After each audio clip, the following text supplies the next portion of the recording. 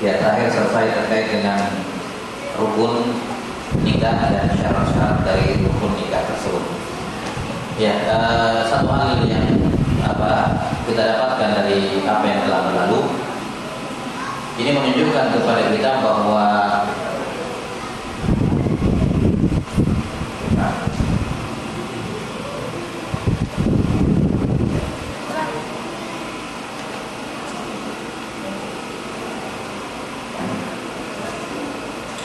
ini menunjukkan kepada kita bahwasanya penyebutan mahar dalam akad itu tidak diwajibkan.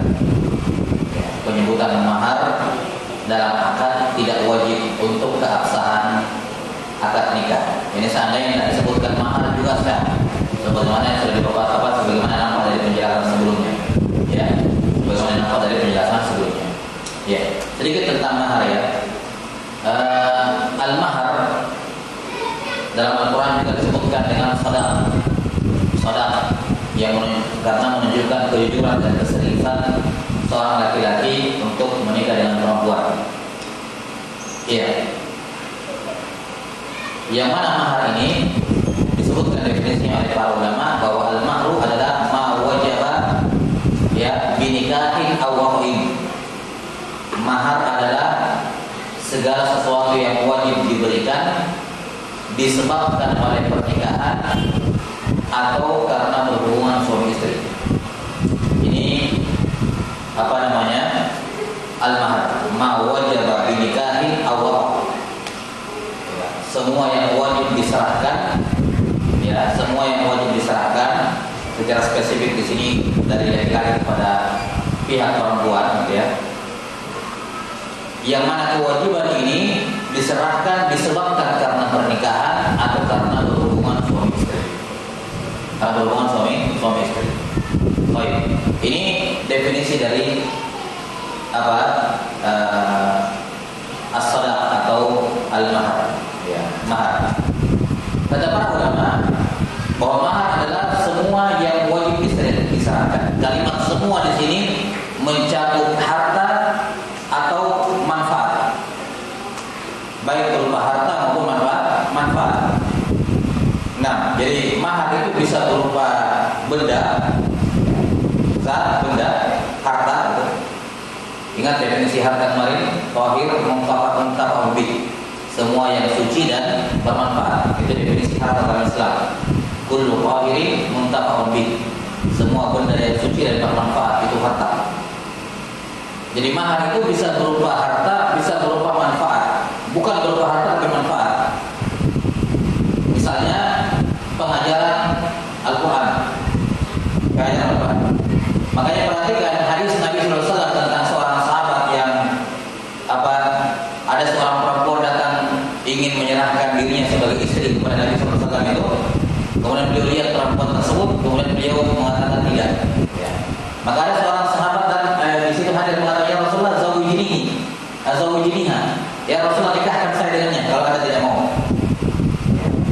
Kita sampai sini. Maka ditanya, apakah kamu punya harta? Katanya tidak.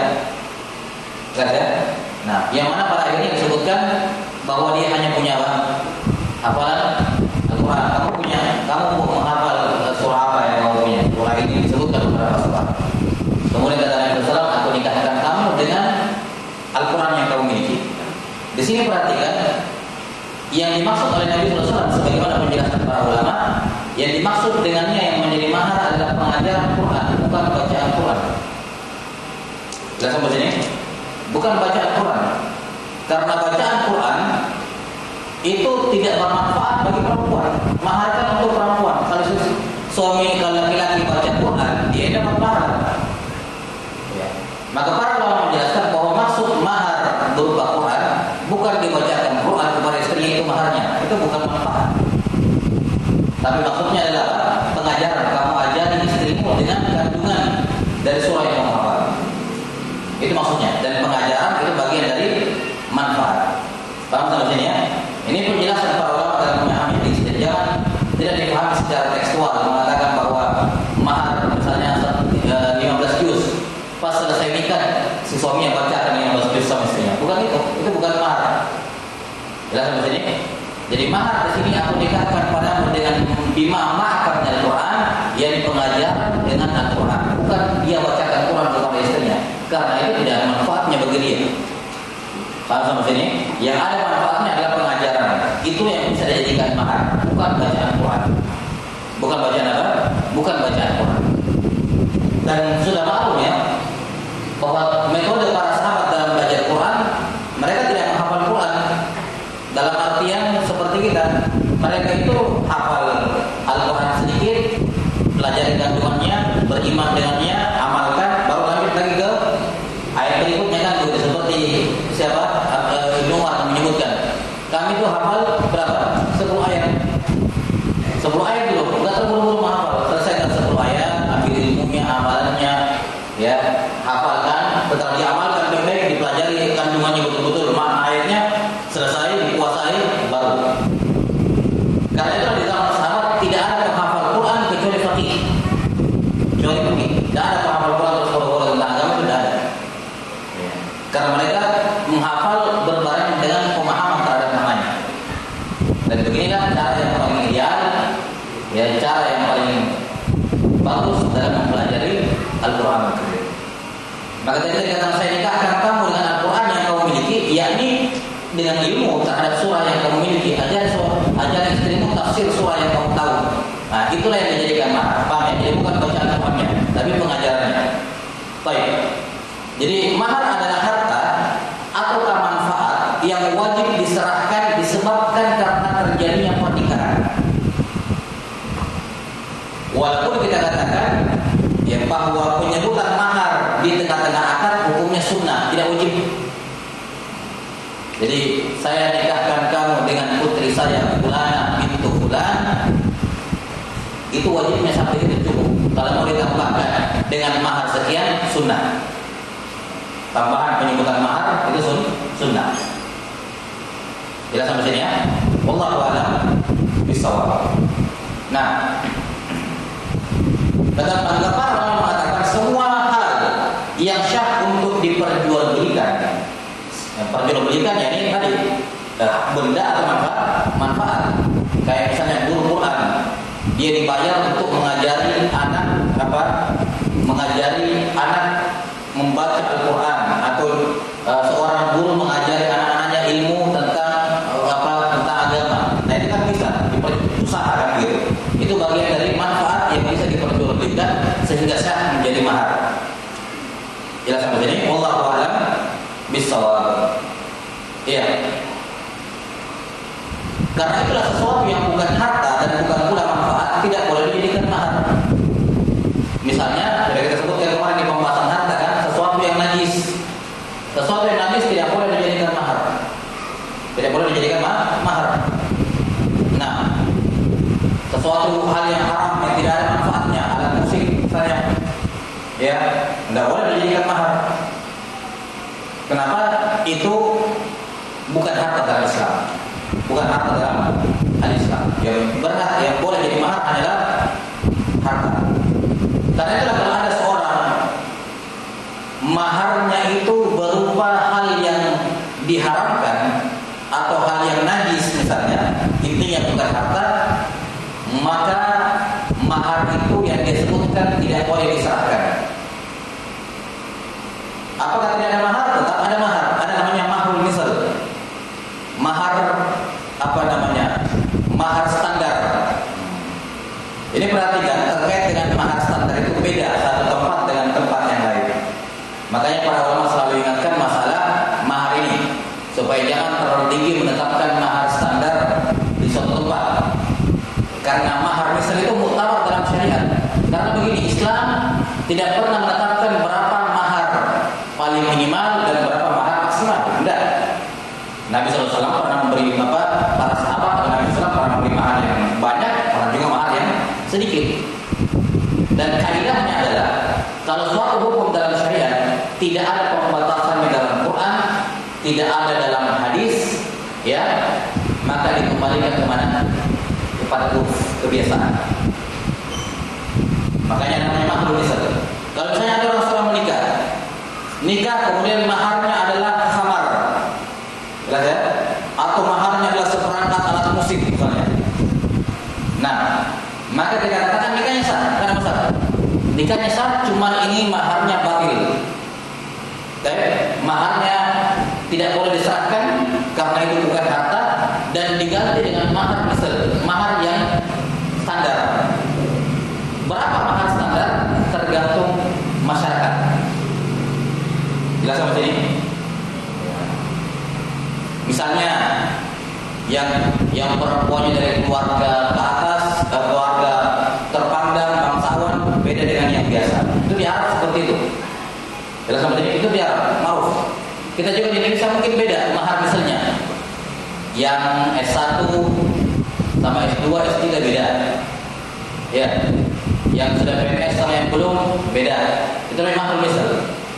Mahar yang disepakati oleh masyarakat bahwa normalnya perempuan itu kalau begini maharnya. Ya. Jelas sampai ini, itu namanya mahar misal. Baik, wallahu a'lam bishawab. Iya.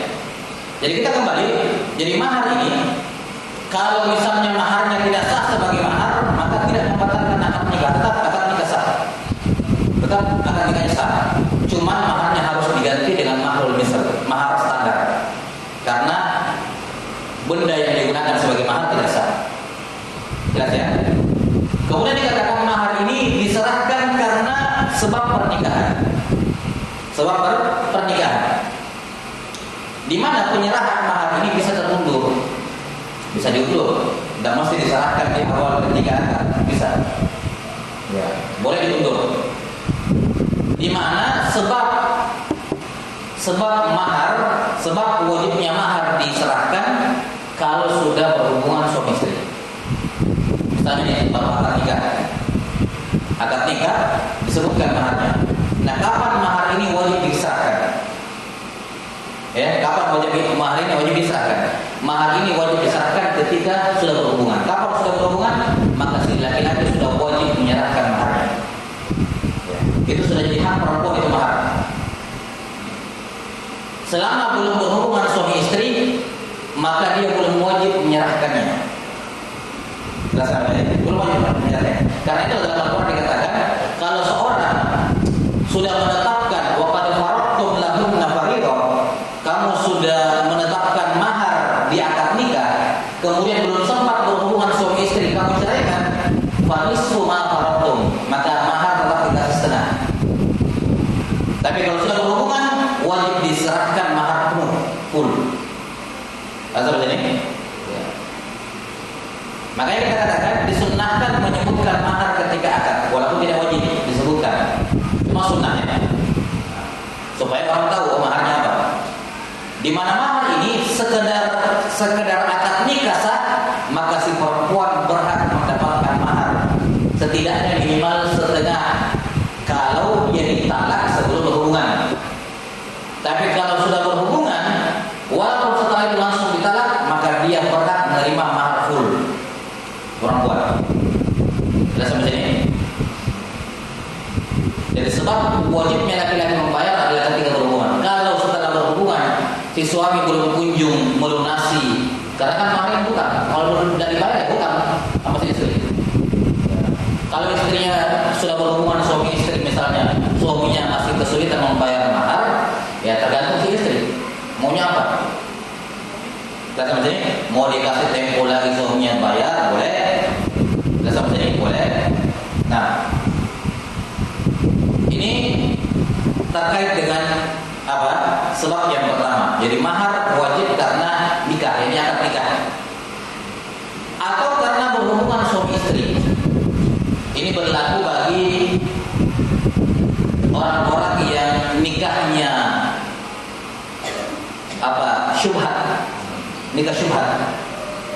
Jelas ya ini?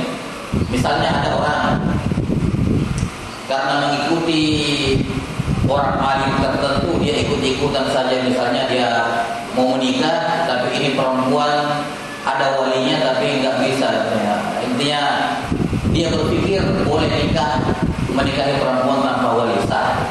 Dia mengikuti misalnya pendapat seorang ustaz atau kiainya atau orang yang ditokohkan. Bahwa nggak apa-apa, walaupun orang tuanya perempuan masih ada, boleh diganti sama 60 buah misalnya. Karena kan secara aturan Dan itu melanggar, penghulu itu melanggar kalau ada yang seperti itu menikahkan ada izin orang, tidak ada izin dari orang tua perempuan terus dia nikahkan itu melanggar. Ya, itu bisa dipidana. Anggaplah ya karena satu dengan hal dia ikuti dinikahkan sama penghulu padahal masih ada walinya. Maka ini karena dia meyakini sah, makanya nikahnya nikah syubhat. Enggak dikatakan berzina atau apa enggak. Ini nikah syubhat namanya. Artinya apa? Kalau ketahuan, kalau ditahu nanti hukumnya harus dipisah baru nikah ulang. Ya nikah ulang. Cuman karena berhubungan suami istri wajib mahar, walaupun nikahnya tidak sah, nikah syubhat namanya. Tapi kalau sudah terlanjur berhubungan suami istri, tetap wajib dia serahkan apa? Mahar, walaupun nikahnya tidak sah. Atau dikatakan syubhat. Paham ya? Atau misalnya menikah dalam keadaan hamil. Sudah sampai sini? Ini mahal khilaf. Jumhur ulama sah. Nikah dalam keadaan hamil sah. Pendapat jumhur ulama. Pendapat mayoritas ulama. Tapi apa misalnya ada yang mengikuti pendapat sebagian ulama mengatakan tidak sah. Misalnya suatu tempat mengikuti pendapat sebagian kecil ulama mengatakan tidak sah, katanya nikah sambil dalam keadaan hamil. Kemudian dia mengikuti pendapat yang lain yang mengatakan susah juga contohnya ya. Kita kata contohnya karena pendapat yang paling kuat di kalangan ulama syah nikah dalam keadaan hamil. Cuma memang tidak boleh berhubungan kecuali setelah melahirkan. Itu iskalnya itu. Makanya memang lebih aman dilarang karena susah untuk menghindar. Ya, cuma kalau masalah nikahnya dalam keadaan hamil sah, tidak ada masalah. Itu pendapat mayoritas ulama. Tapi contoh yang lain misalnya nikah tanpa saksi misalnya, karena mengikuti pendapat Imam Malik. Ya, namanya nikah syubhat. Imam Malik rahimahullah berpendapat syahnya nikah tanpa saksi.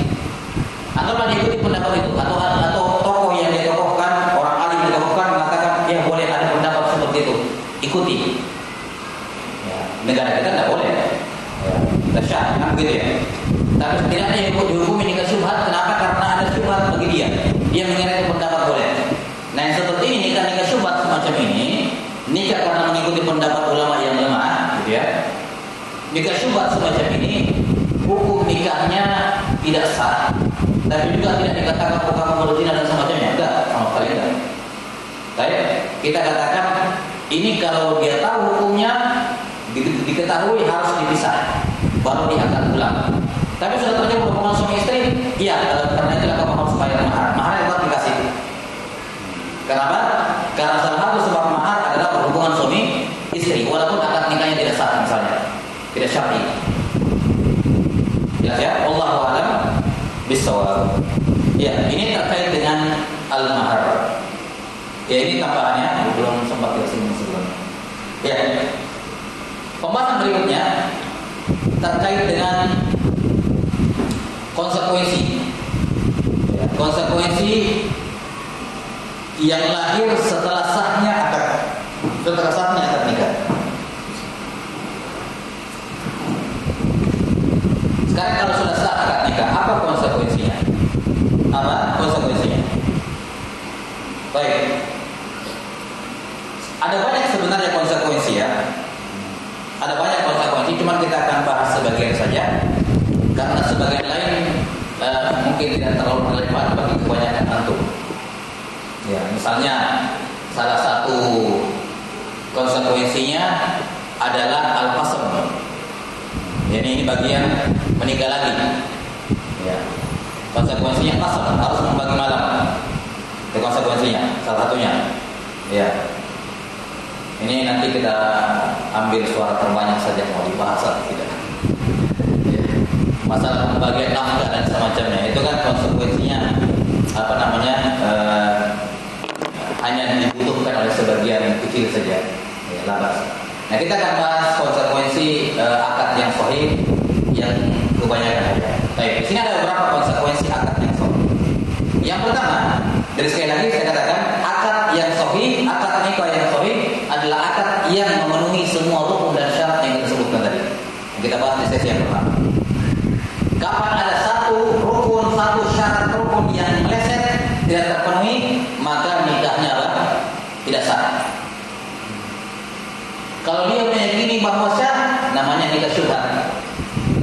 nikah syubhat. Nikah syubhat itu konsekuensinya, misalnya nikah syubhat itu dia cukup dipisahkan baru dinikahkan kembali. Karena kan dia yakin, saya yakin nikah saya syah, ternyata tidak. Itu namanya nikah syubhat. Karena dia mengikuti pendapat taklid kepada ahli tertentu, misalnya. Nikah syubhat itu secara umum dia harus dipisahkan baru nikah kembali. Baik, nah ketika nikah kembali wajib bayar mahar lagi, wajib mahar kembali. Tapi kan saya sudah bayar mahar kemarin. Ini kayak katanya nikah tidak sah itu. Nah mahar itu gara-gara kamu berhubungan. Paham sampai sini? Nah ketika dipisah terus nikah kembali maka wajib mahar kembali. Paham ya? Tidak cukup bilang mau nikah saja mahar yang dulu. Enggak, mahar yang dulu itu gara-gara kamu berhubungan suami istri dengannya. Itu maharnya. Fungsi mahar di situ. Baik. Jadi kalau ada orang yang Ustaz saya baru hijrah, baru tobat, saya ternyata baru tahu kalau nikah saya itu bermasalah.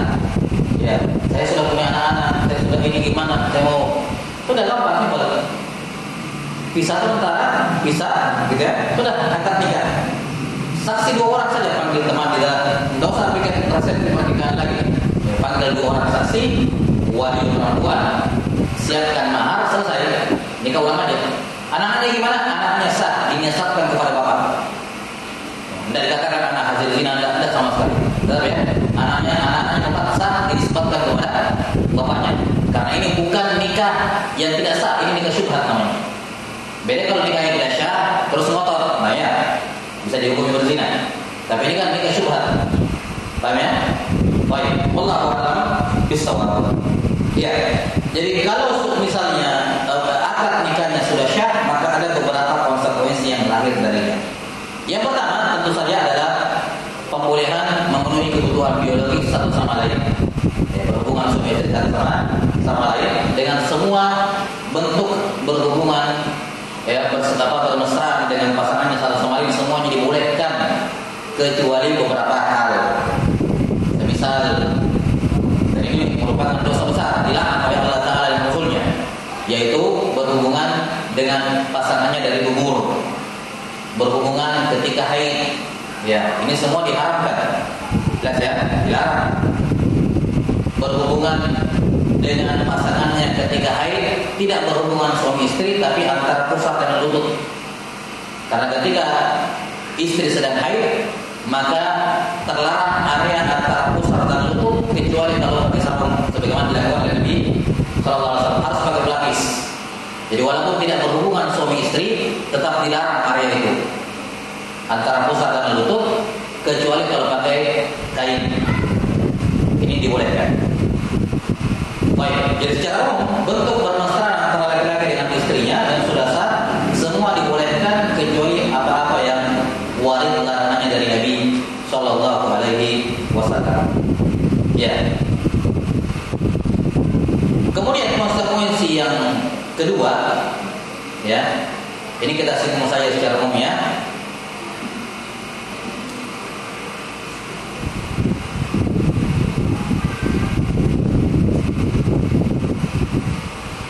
Ya, kalau di sini disebutkan konsekuensi yang kedua tadi, saya bilang pembagian malam. Ya, tapi ini hanya berlaku bagi yang memiliki 2 istri. Baik. Kemudian konsekuensi berikutnya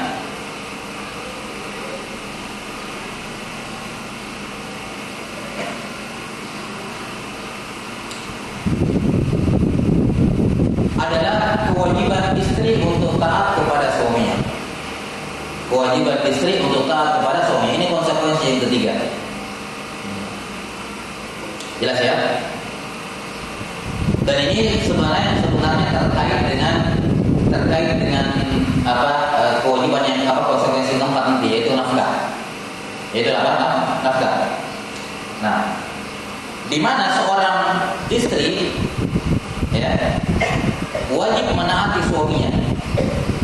Salah satu alasannya adalah karena laki-laki yang menafkahi dia, suami yang menafkahi dia. Makanya dia wajib taat kepada suaminya pada perkara yang ma'ruf tentu saja. Karena itulah kapan perempuan tidak taat kepada suaminya, maka suami boleh mencabut nafkah, tidak memberi nafkah. Karena nafkah mengikuti ketaatan, mengikuti kepatuhan. Selama dia patuh, dikasih nafkah. Kalau dia tidak patuh, tidak dikasih nafkah. Dan seperti ini. Maka ini konsekuensi yang ketiga dan yang keempat, ini saling berkaitan antara nafkah dan ketaatan dan nafkah. Kita akan terangkan begitu. Baik. Ya, kita bahas sekarang terkait dengan ketaatan. Ketaatan kepada suami. Ya.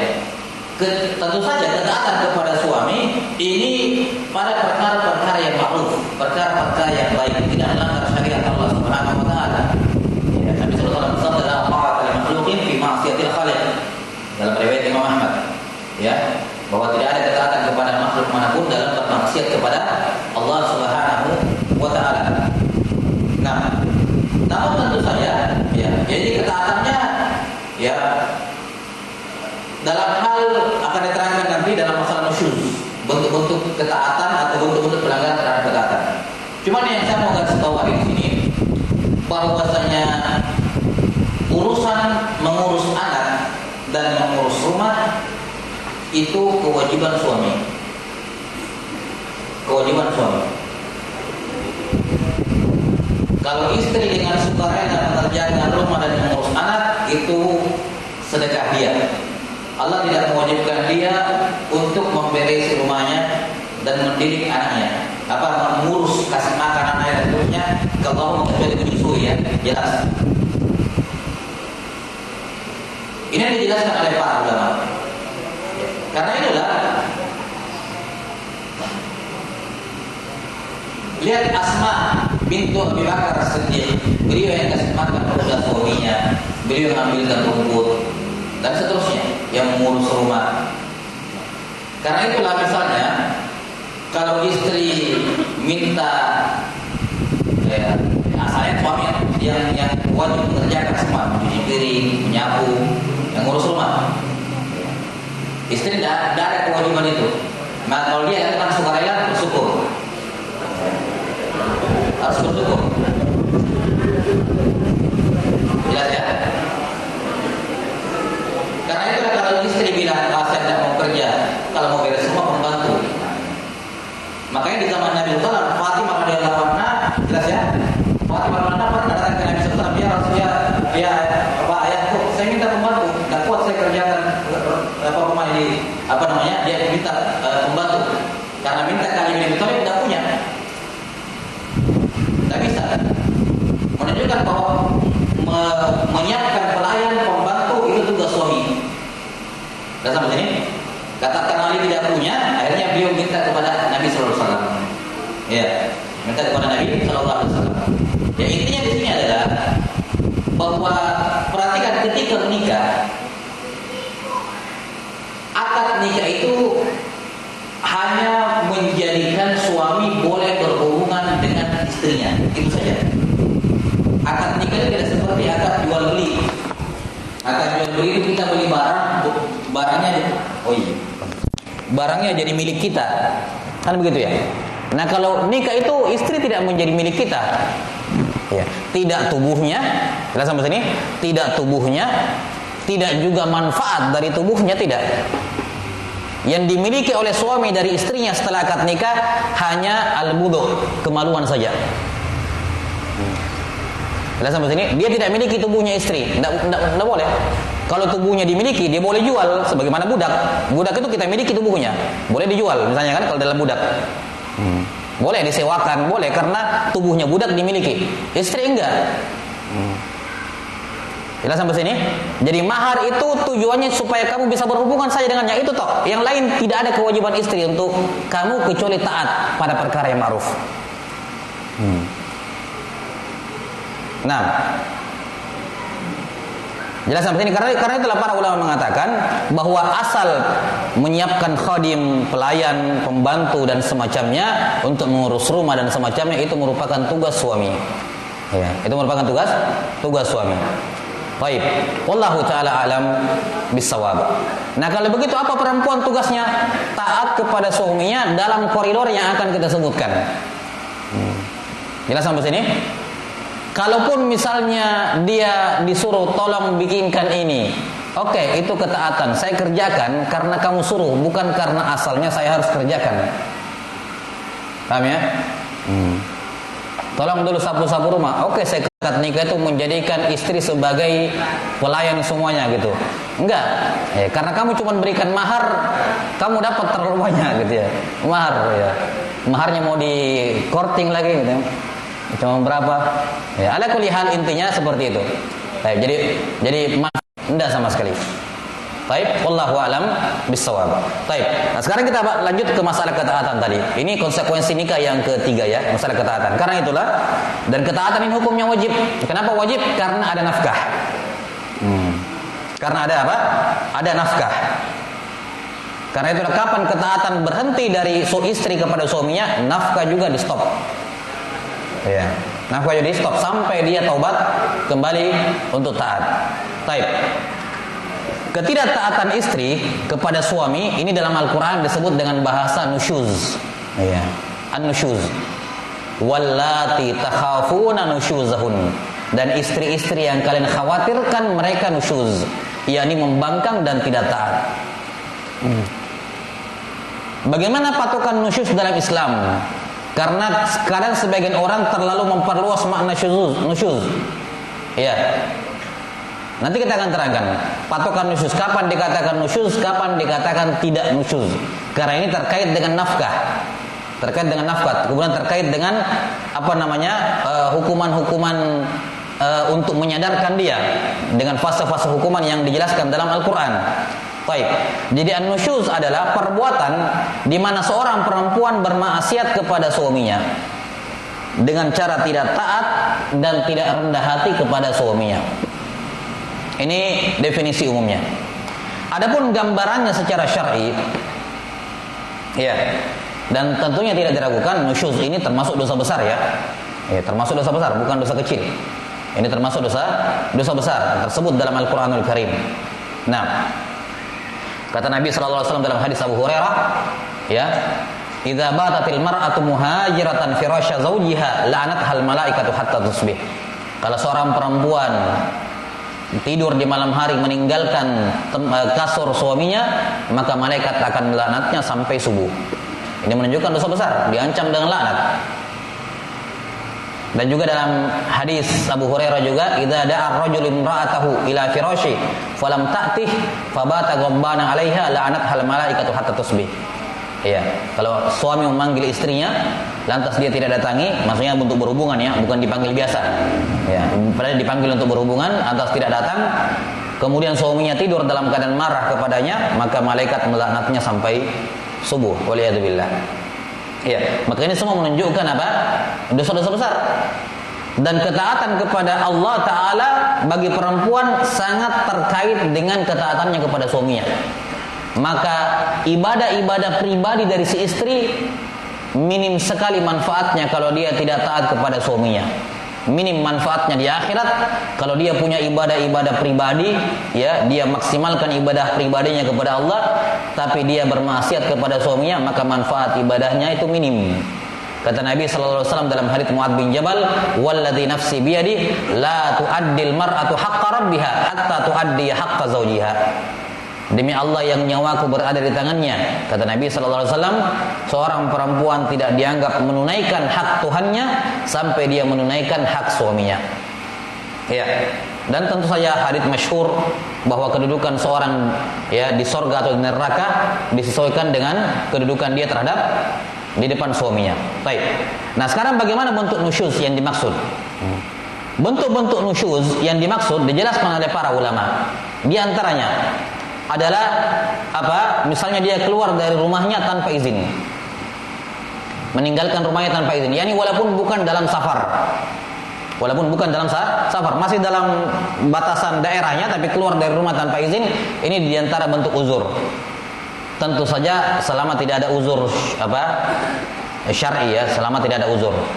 Jadi seorang perempuan meninggalkan rumahnya tanpa izin itu nusyuz. Selama tidak ada uzur. Kalau ada uzur dia keluar tanpa izin boleh. Ini jelas ya.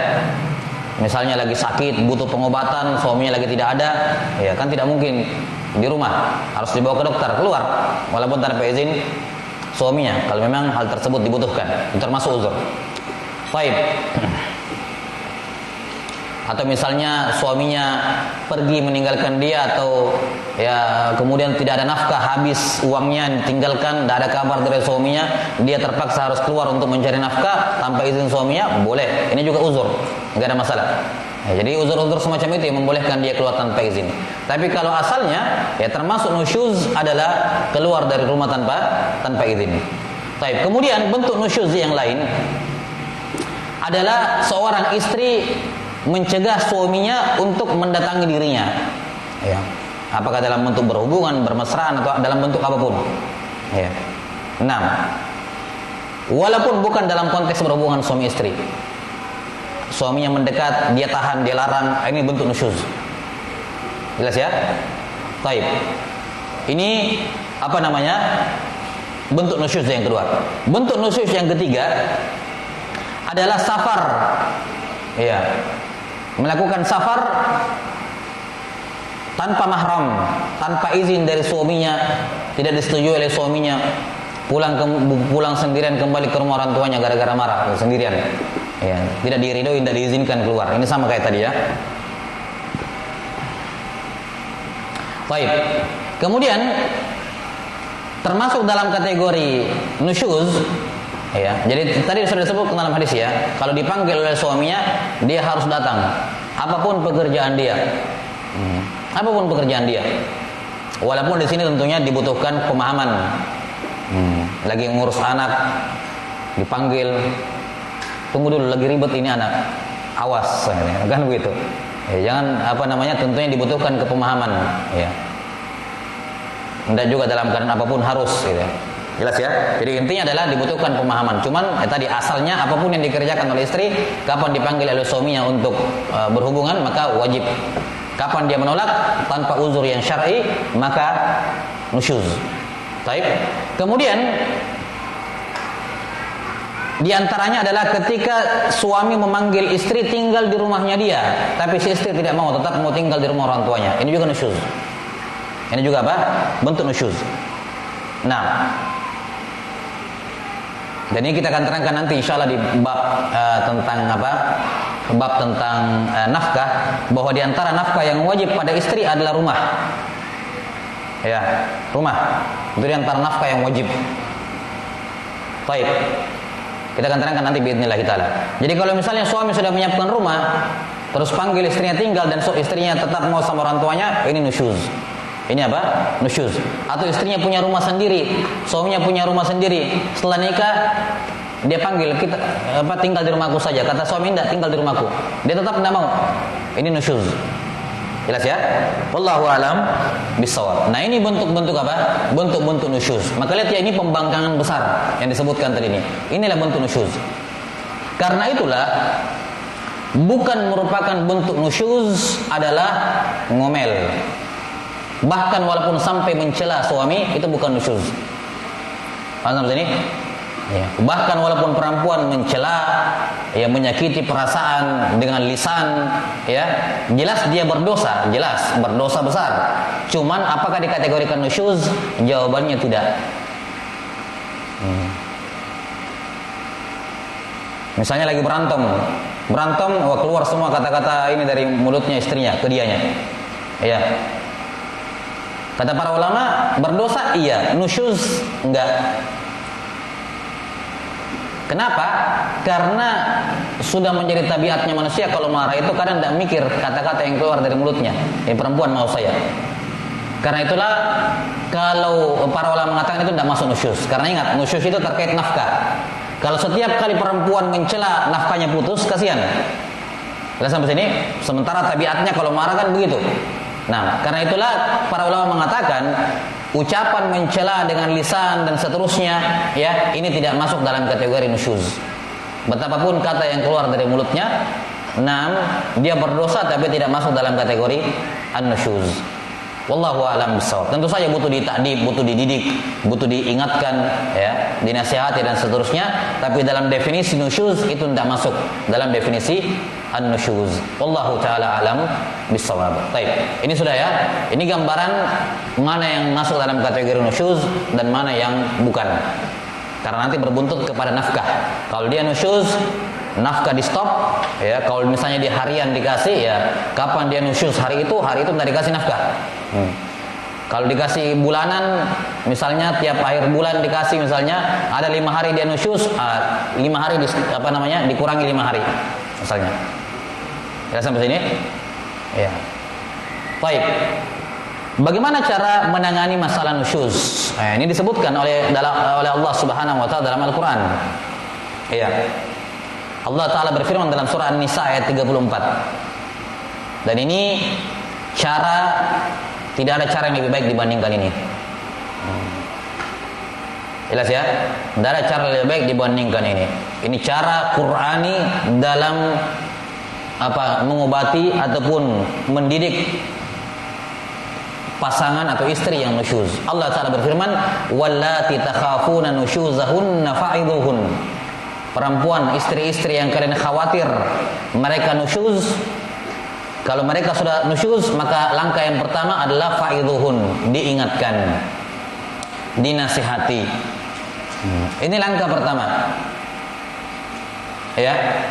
Maka suami ketika ada tanda-tanda nusyuz pada istrinya, jangan langsung ditinggalkan. Jangan langsung diambil sikap dan semacamnya. Diperingati baik-baik. Ya, dikasih mau'idhah. Peringatan dengan cara yang baik. Ya, bil mau'idhatil hasanah. Peringatan ya dengan bahasa yang baik, ya, dengan penyampaian yang baik. Ini cara yang pertama. Karena semua orang tahu, ya, kalau perempuan marah nggak bisa dilawan dengan marah juga. Ya, nggak ada akhirnya. Baik, maka diingatkan dengan baik. Ya, dikasih mau'idhah. Baik. Diingatkan tentang Al-Quran, tentang hadis Nabi SAW, tentang bagaimana bahayanya perempuan kalau nusyuz, bagaimana hasilnya, bagaimana status dia nanti di hari kiamat. Ya, diingatkan tentang sabda Nabi SAW, ayyuma imra'atin matat wa zawjuha anha radin dakhalal jannah. Perempuan mana saja yang meninggal dalam keadaan suaminya ridho kepadanya, maka masuk surga. Pemahaman sebaliknya berarti masuk neraka. Kan begitu. Ini diingatkan dengan ayat-ayat Quran dan hadis-hadis Rasulullah sallallahu alaihi wasallam. Nah, kalau setelah di mau'idhah, ya, dan ini mau'idhahnya juga bukan dibilang satu kali majelis. Ya, kan orang beda-beda. Kadang ada perempuan yang butuh di mau'idhah beberapa kesempatan. Pertama masih belum dikasih ingat lagi, mau'idhah yang kedua. Nanti di majelis ketiga mau'idhah lagi, terus. Kalau dilihat ada perubahan, dilanjutkan mau'idhahnya sampai selesai, sampai berhasil. Ya. Tapi kalau misalnya mau'idhahnya sudah beberapa kali dan kayaknya tidak turun-turun, ya, malah mungkin semakin ini semakin itu, belum juga taubat kepada Allah Ta'ala, maka dilanjut di langkah yang kedua. Kata Allah Ta'ala, wahjuruhunna fil madaji. Tinggalkan mereka di tempat tidur. Tinggalkan mereka di tempat tidur. Yani jangan tidur bersama mereka. Jangan tidur bersama mereka. Baik. Jelas ya? Jadi di sini yang disuruh tinggalkan, paham ya? Ini kan tempat tidur milik siapa? Nah, tempat tidur milik siapa? Suami atau istri? Milik suami. Jadi tinggalkan, suruh dia keluar kamar, tidur di sofa misalnya. Bukan suami yang tidur di sofa.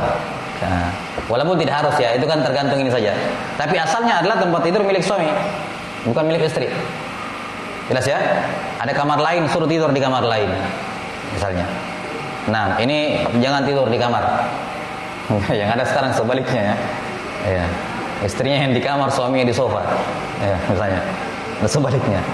Jadinya bukan memberikan ya, efek jerah, malah keenakan. Suami yang tersiksa di luar, akhirnya dia mengalah. Nah, kan seharusnya kan sebaliknya, dia yang harus dalam tanda kutip tersiksa begitu. Setengah mati tidur bukan di kamar utama gitu kan. Akhirnya kan ada efek jerah. Baik, karena itulah Ibnu Abbas menafsirkan ayat ini, wahjuruhunna fil madaji. Kata Ibnu Abbas, la tudajiha fi firasyik. Jangan ajak dia tidur di tempat tidurmu, karena ini tempat tidurmu. Artinya disuruh dia tidur di tempat lain. Nah, gitu. Jelas ya? Jadi kalau sudah ditahu ini, nah, kalau ada yang istrinya begitu ya sudah Ya. Jangan protes lagi, memang begitu aturannya. Anda yang harus keluar kamar, tidur di tempat lain itu. Jelas ya? Baik, kata Ibnu Abbas radhiyallahu anhu. Ingat di sini meninggalkan di tempat tidur saja. Adapun didiamkan maka haram lebih dari 3 hari. Hadisnya umum. La yahillu li muslimin an yahjura akhahu fawqa salas. Tidak halal seorang muslim menjauhi suaminya, menjauhi saudaranya lebih dari 3 hari. Baik. Ya. Jadi boikot di sini dalam tanda kutip hanyalah di tempat tidur. Kalaupun suaminya mau mendiamkan, tidak mau ngajak ngomong istrinya, boleh, tapi maksimal 3 hari. Tidak boleh lebih. Kapan lebih haram. Jelas ya? Karena hadisnya berlaku umum. Tidak halal seorang muslim mendiamkan saudaranya, menjauhi saudaranya lebih dari 3 hari.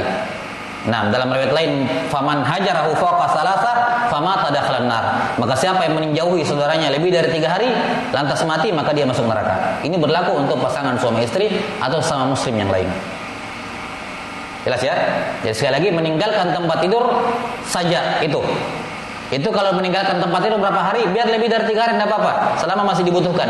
Kira-kira masih dibutuhkan efek jera, ya, ditambahi lebih dari 3 hari misalnya. Ya, tidak apa-apa. Tapi kalau masalah berbicara, mendiamkan dari bicara, tidak boleh lebih dari 3 hari.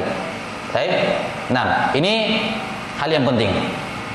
Kemudian, ini langkah kedua. Kalau setelah disuruh keluar dari kamar, tidak boleh tidur di tempat tidur suaminya, masih terus nusyuznya, masih terus membangkang, tidak taubat kepada Allah Subhanahu wa taala, maka dilakukan cara yang ketiga, ya. Dan sebelumnya kalimat membangkang tetap tidak mau tobat artinya apa? Dia kembali melakukannya. Ya, kembali apa? Melakukannya walaupun 1 kali. Baik. Nah, setelah kalau tidak mau, tetap masih belum taubat kepada Allah Subhanahu wa taala, maka wadribuhun kata Allah taala. Ini langkah yang paling maksimal, pukul.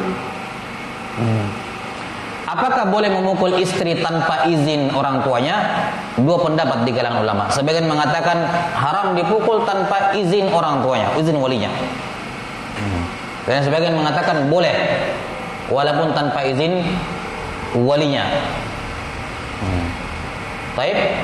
Dan pendapat yang mengatakan haram dipukul tanpa izin walinya, ini pendapat yang cukup kuat karena sekali lagi kamu menikah itu tidak memiliki, ketika menikah kamu tidak memiliki tubuhnya si istri. Enggak. Jelas sampai sini? Ya, karena itulah sebagian ulama mengatakan bahwa dipukul atas izin walinya.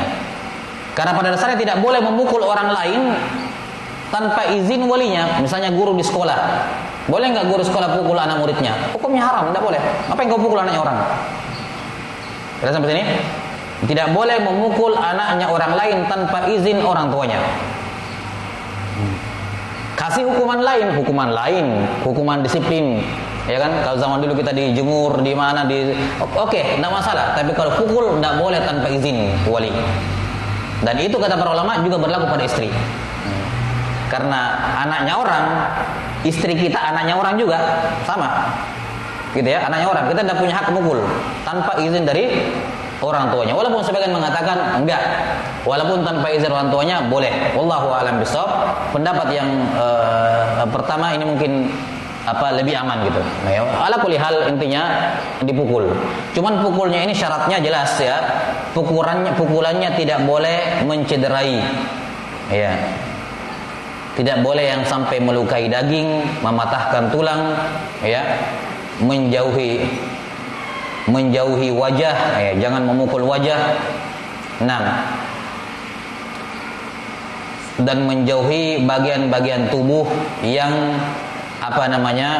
yang vital gitu ya, yang vital. Tidak boleh.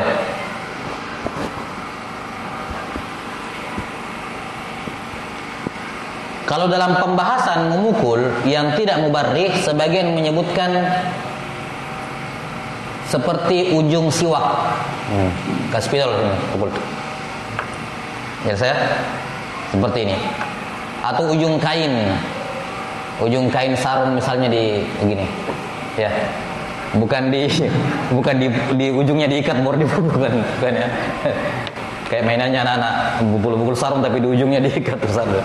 Ya, ini ujung sarung yang tidak mencederai. Sebagian ulama menyebutkan seperti ujung siwak dipukul begini. Baik. Jelas ya? Baik, jadi bukan pukul-pukul beneran gitu ya, bukan pukul beneran. Waliyadzubillah. Iya. Sudah.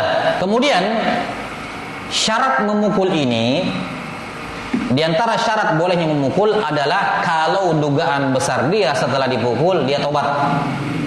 Dugaan besar si suami ini orang kayaknya nanti dipukul baru tobat. Kalau tidak, maka oke, silakan dipukul dengan aturan yang disebutkan tadi, tidak boleh mencederai dan seterusnya. Artinya kalau ada tipikal perempuan dipukul tidak dipukul tetap tidak tobat, maka tidak boleh dipukul. Karena asalnya pemukulan hanya boleh kalau ada manfaatnya. Apa manfaatnya? Dia tobat. Tapi kalau dia tahu ini istrinya dipukul tidak dipukul tetap ngeyel, ya sudah jangan dipukul karena tidak ada alasan memukul ketika itu. Orang dipukul juga tidak tobat, ya jelas tidak boleh dipukul, haram hukumnya. Sama seperti anak tidak mau sholat umur 10 tahun dipukul dengan pukulan yang tidak mencederai, pakai siwak, pakai apa. Tapi syaratnya boleh mukul anak-anak tidak gara-gara tidak sholat pada umur 10 tahun. Kalau kita tahu nanti dipukul baru sholat. Kalau nggak dipukul nggak sholat. Kalau dipukul sholat, dipukul. Tapi kalau kita tahu ini anak tipikalnya dipukul nggak dipukul tidak sholat, maka haram dipukul. Karena apa gunanya? Toh nggak sholat juga ternyata. Paham sampai sini? Maka pukulan hanya dilakukan ketika jelas manfaatnya ada. Ketika kita tahu bahwa walaupun saya pukul dia manfaatnya tidak terwujud, maka haram dipukul. Jelas ya? Haram dipukul karena asalnya memukul anak dilarang dalam Islam. Hanya diperbolehkan untuk masalah sholat. Ya. Maka jangan memukul anak hanya gara-gara tidak pergi sekolah. Masalah sholat saja nanti dibolehkan pada umur 10 tahun. Itu pun kalau ada gunanya. Kalau tidak boleh. Baik, wallahu a'lam bissawab. Udah, ini terkait dengan cara menyelesaikan atau menghadapi istri yang nusyuz. Wallahu taala alam bissawab. Nah, dan seperti yang akan diterangkan nanti biidznillah bahwa selama dia nusyuz maka dia tidak mendapatkan nafkah.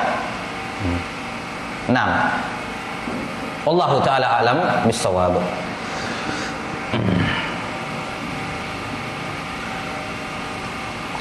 Kemudian misalnya setelah dipukul, kita katakan tadi kalau dipukul itu kalau ada manfaatnya. Kalau tidak ada manfaatnya, tetap tidak mau tobat, ya jangan dipukul. Ya. Lompat ke langkah berikutnya, yaitu sebelumnya kalau dia misalnya taubat, di fase manapun dia taubat, apakah di fase yang pertama dia taubat, di fase yang kedua dia taubat, atau fase yang ketiga dia taubat, ya sudah, kembali bermuamalah seperti biasa. Ya, Allah Ta'ala berfirman, fa in ata'nakum fala tabghu 'alaihinna sabila. Kalau mereka taat kembali kepada kalian, ya sudah jangan dicari-cari lagi, jangan dibahas-bahas lagi, gitu ya. Kalau sudah taubat kepada Allah Subhanahu wa taala. Tapi ya, kalau misalnya dia tetap ngotot, tetap lanjut nusyuznya setelah dilakukan 3 ini, nah, maka di sini sudah mulai ke jenjang yang lebih serius. Kira-kira kita butuh pihak ketiga untuk menyelesaikan permasalahan kita atau tidak? Ini menunjukkan kepada kita bahwa semua bentuk perselisihan dalam rumah tangga asalnya jangan ada yang tahu kecuali mereka berdua. Di tahap-tahap awal selesaikan sendiri. Ya. Memasukkan pihak ketiga di awal permasalahan itu tidak akan mendatangkan kecuali semakin kacau. Biasanya seperti itu. Maka diusahakan selesaikan sendiri. Ya, semaksimal mungkin dengan terapi yang disebut dalam Al-Quran tadi. Tapi kalau tetap berkepanjangan, berlarut-larut sampai saling memudaratkan satu sama lain, gitu ya, maka di sini dia sudah boleh menimbang untuk mengambil pihak ketiga. Ya. Nah, apakah misalnya dalam hakim atau misalnya orang tua yang mereka berdua percaya, kita sepakat ke situ bicara, gitu ya. Nah, sampai pada akhirnya ya tadi nanti lahir keputusan mau lanjut atau pisah, gitu aja. Ya, karena nusyuz berkelanjutan itu memudaratkan dua-duanya. Memudaratkan apa? Dua-duanya. Baik, wallahu taala alam bissawab. Ya, dan ini terkait dengan masalah hakam ini, Allah Ta'ala mengatakan faba'atsu hakaman min ahlihi wa hakaman min ahliha. Utuslah utusan dari si istri dan dari keluarga istri sama keluarga suami. Ini kalau sudah sudah butuh dibicarakan lebih serius masalah rumah tangganya. Ya, wallahu taala alam bissawab. Kemudian ini selesai nusyuz istri. Apakah suami juga bisa melakukan nusyuz kepada istri? Ya, jawabannya iya. Ada juga bentuk nusyuz suami kepada istri. Bagaimana bentuk nusyuz suami kepada istri? Misalnya, ya, suaminya kasar, ya. Misalnya fisik gitu ya, fisik. Atau misalnya dia tidak memberikan nafkah kepada istrinya, tidak memberikan nafkah. Ingat ya, nafkah itu utang, nafkah itu kewajiban. Kalau misalnya si suami bilang, dan itu nafkah wajib walaupun istrinya orang kaya, istrinya punya banyak harta nih, suaminya miskin. Baik, kata suami, maaf ini satu pekan saya tidak bisa kasih nafkah. Kata istrinya, tidak apa-apa, pakai uangku dulu, nanti diganti. Ya, nanti pakai uangku dulu, tapi kamu utang ya? Ya, utang. Itu wajib dibayar. Kecuali kalau si istri mengatakan, ya sudah, pakai uangku saja, tidak apa-apa, nggak usah dibayar. Ya udah, nggak usah dibayar. Berarti dia secara sukarela ya untuk membantu suaminya. Tapi kalau si istri bilang, saya pakai uangku nanti kamu ganti, nah itu hitungannya utang. Sampai walaupun pisah misalnya wajib dibayar. Karena tidak ada harta campuran istri dan suami. Harta istri sendiri, suami harta suami sendiri. Kapan si istri memakai hartanya untuk nafkah dan dia menganggapnya sebagai hutang dan suami menerima, maka itu dianggap hutang. Baik, sebagaimana kita akan terangkan nanti biidznillah taala. Nah, maka diantara nusyuz suami adalah ketika dia tidak memberikan nafkah kepada istrinya tanpa uzur. Dan ini bisa menjadi sebab kalau berkelanjutan dan memudaratkan dirinya, si istri berhak untuk menggugat cerai gara-gara tidak dikasih nafkah. Ya. Jelas sampai sini, itu alasan yang syar'i. Karena nafkah ini adalah kewajiban suami. Baik si istrinya kaya maupun miskin. Enggak ada urusan harta istri banyak gitu, enggak ada. Tetap suami wajib menafkahi. Ya.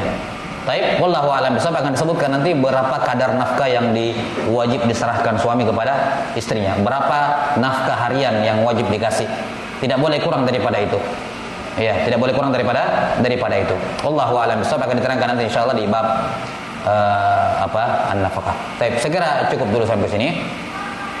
Insyaallah taala kita akan lanjut nanti di pertemuan berikutnya terkait dengan hal-hal yang membolehkan fasahnya pernikahan berupa aib, ya, atau penyakit-penyakit yang membolehkan fasah pernikahan. Atau nantilah kita lihat apa-apa yang, karena pembahasan nikah ini cukup luas, saya berusaha semaksimal mungkin untuk membahas yang relevan di kebanyakan orang saja. Adapun pada kasus-kasus tertentu mungkin tidak kita bahas ya, karena mengingat waktu yang terbatas. Baik, insyaallah taala naktafi bihadzal qadar wa ilmu indallah. Nasallallahu taala yu'allimana mimma yanfa'una wa yanfa'ana bima 'allamana. Innahu waliyyu dzalika wal qadiru 'alaihi. Subhanakallahumma wa bihamdika asyhadu an la ilaha illa anta astaghfiruka wa atubu ilaik. Sallallahu ala nabiyyina Muhammadin wa ala alihi wasallam. Assalamualaikum warahmatullahi wabarakatuh.